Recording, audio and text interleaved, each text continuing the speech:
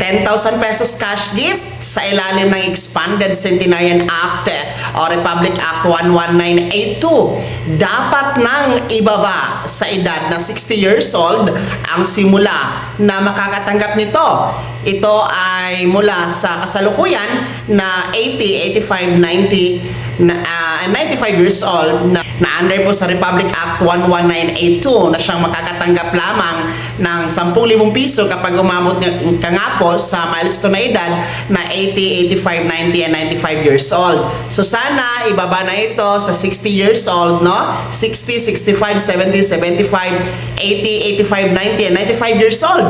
No, every 5 years, simula 60 years old hanggang umabot sa centenarian o 100 years old. Dapat yan ang gagawin ng ating mga mambabatas, no? Para po lahat maging happy at makikinabang sa 10,000 piso na cash gift. So sana amyandahan ang Republic Act 11982 dyan sa Kamara o sa Senado, mga kablogs.